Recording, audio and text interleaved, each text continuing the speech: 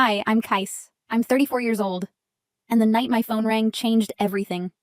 My stepfather beat my sister until she bled, while her little girl screamed from a wheelchair. And my mother? She didn't call for help.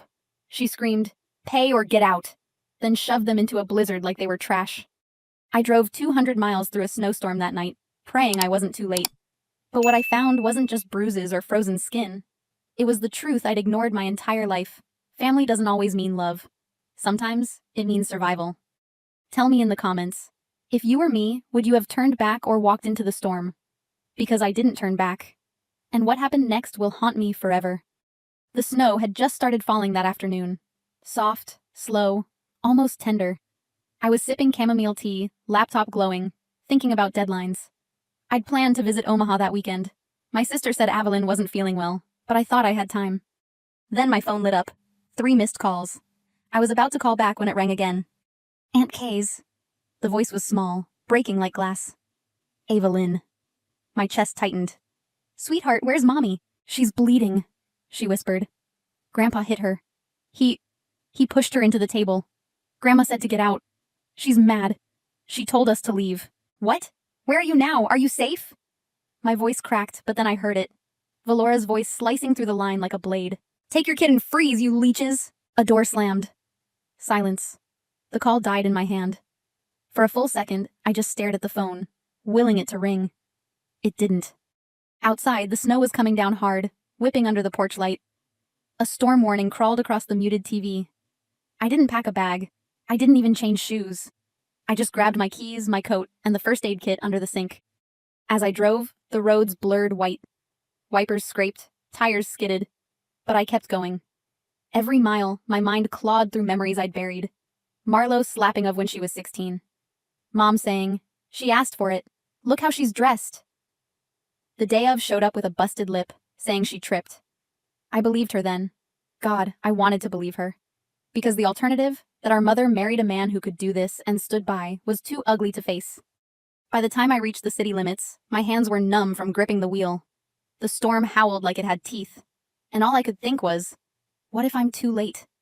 They were huddled outside a gas station when I found them. 2 shapes in the storm, clinging to each other by the ice machine.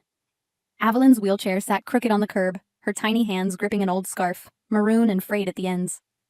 I knew that scarf. I'd knitted it when she was 5. She used to call it her hero cape. I slammed the car door open. "Get in, now!" Of looked up slowly. Her face was a map of bruises, one cheek swollen, the corner of her lips split like paper. Her hands were bare, red, raw, trembling. "I didn't want her to call you," she rasped as I half-carried her toward the car. "I didn't want to drag you into this." I didn't answer, just lifted Evelyn and her chair into the back seat, then shoved the heater on full blast. The air smelled like metal and blood. I wrapped Ava's legs in my spare blanket while her teeth chattered like tiny bones. She whispered, "I called because Mom didn't want to. She said you had work, but I was scared." I swallowed hard and drove. The storm clawed at the windshield, but all I saw was her face in the rear view, eyes too old for a child, clutching that worn scarf like it could save her. Back at my place, I tried to warm them, blankets, soup, the hum of the space heater, but it didn't erase the truth. She hadn't just been thrown out. She'd been drained for years. I was late on rent, Of admitted finally, voice barely above the kettle's hiss. By maybe 2 weeks. I tried to make it up with Ava's disability check, but Mom took it. My jaw locked. Took it? She said she needed groceries. Next week I saw cruise tickets on the counter. Caribbean. For her and Marlo. My stomach twisted. 3 years ago I'd wired Mom $20,500 when she said the furnace broke. Then another $800 for medical bills. And now this. Using my sister's child, using Ava, to bankroll their vacations. Every time I thought it couldn't get uglier, it did. And all I could do was sit there, listening, nodding, while something inside me burned so hot it felt like it could crack my ribs. It was past midnight. The house was quiet except for the hum of the heater and the soft drip of snow melting off the eaves. I sat at the kitchen table, scrolling through emergency shelters and legal aid groups, planning for the worst, when her phone lit up. O's phone. Blinking red, low battery. I reached to plug it in, but a voicemail icon caught my eye. Just one message. I hesitated, then pressed play. Valora's voice filled the room like ice water down my spine. "If you embarrass me again in front of Marlo, I swear I'll make you disappear. That child of yours better stay quiet too." The mug slipped in my hand, clinking against the counter. My chest seized. I replayed it. Once, twice, each word slicing deeper. The same voice that once sang lullabies now spitting threats like venom. I sat there frozen, the sound looping in my head, and suddenly I wasn't in my kitchen anymore. I was 18 again, standing at the front door with a suitcase in one hand and my scholarship letter in the other. Full ride, out of state. The best news of my life. I'd come downstairs to share it. Valora slapped me so hard my ears rang. You think you're better than us? Don't forget who fed you, girl. You owe this family everything. That memory, that old shame, surged up like bile. For years I buried it, convinced I'd moved on. But hearing her voice now, threatening to erase her own daughter and granddaughter, it was like being branded all over again. I sank onto the couch, clutching my phone like a weapon I didn't know how to use. My hands shook. My breath came shallow.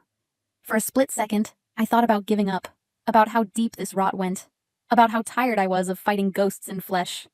Then I looked down the hall, where Ava Lynn slept curled under the old quilt, one small hand resting on her crayon drawing. 3 women holding hands under a snowy sky. Her safe house, our safe house.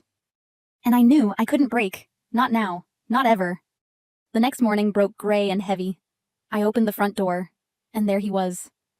Marlowe, standing on my porch like he owned the air, holding a crumpled gift bag and a bouquet so wilted it looked stolen from a clearance bin. Morning, Kais, he said, voice sweet as poison. I'm here to check on my girls. I gripped the door, every muscle tight. You need to leave, now. He chuckled, stepping forward. Come on, don't be like that. We've got things to work through. No, I snapped. You laid hands on my sister. You threatened her child. You're done. His smirk thinned. Don't forget who signed the lease on that apartment. My name's still there. You want to play hero? I can call the cops. Say you kidnapped them. My pulse pounded, but my voice stayed steady. Then maybe practice saying that in court. Something flickered in his eyes. He dropped the bag, sneering. You think you know everything. Always did. Then he stalked off, boots crunching in the slush. But it didn't end there. 2 weeks later, we walked into the courthouse. Rosalie and Marlowe sat across the aisle, polished and smug, their petition for emergency custody stacked like a weapon. The judge, gray-haired and stone-faced, scanned the file. These are serious allegations, Ms. Vaughn. Do you have evidence to submit? Yes, Your Honor. My heels clicked against the floor as I stepped forward. Item 1, an audio recording, dated 4 days ago. The court fell silent as Valora's voice crackled through the speakers. Once we prove unstable, they'll take the girl back. The state won't question a married couple over a single woman with her past. Gasps rippled through the room. The judge's brow rose. Rosalie jumped up.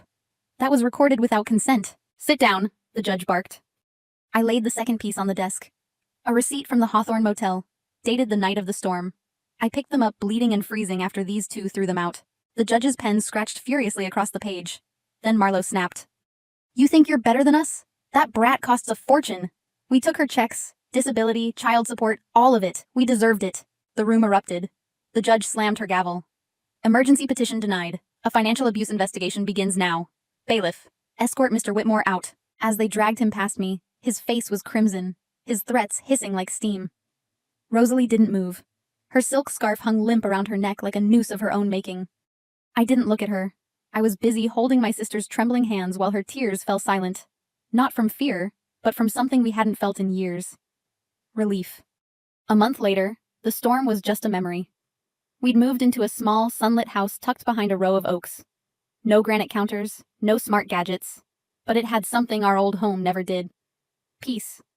That morning, I set 3 chairs on the porch. O came out holding 2 slices of peach tart. Her steps were steady now, no flinching at passing cars. Ava rolled out behind her, sketchpad in her lap, hair pinned with a bright butterfly clip. For the first time in years, we just existed. No shouting, no fear, just 3 women breathing the same quiet air. Ava giggled as a squirrel darted across the yard, then held up her drawing. Us, holding hands under a big orange sun, a crooked little house behind us, and above it, 1 word in purple crayon. Home. My throat tightened. I looked at O. Do you think it's over? She asked softly. No, I said, sliding an arm around her shoulders. But I think we broke the cycle. Inside, my phone buzzed with a text from the clerk. Restitution granted, visitation denied. Justice didn't come with sirens or confetti. It came with paperwork, silence, and a swing on the porch. And for the first time in years, that was enough. As the sky turned amber, I thought back to that night in the storm, the scarf, the bruises, the fear, and then looked at Ava's smile. Healing doesn't look like winning. It looks like showing up again and again until the people you love are safe. Have you ever been the one who drew the line in your family? Or the one left in the storm? Tell me in the comments. I read every story,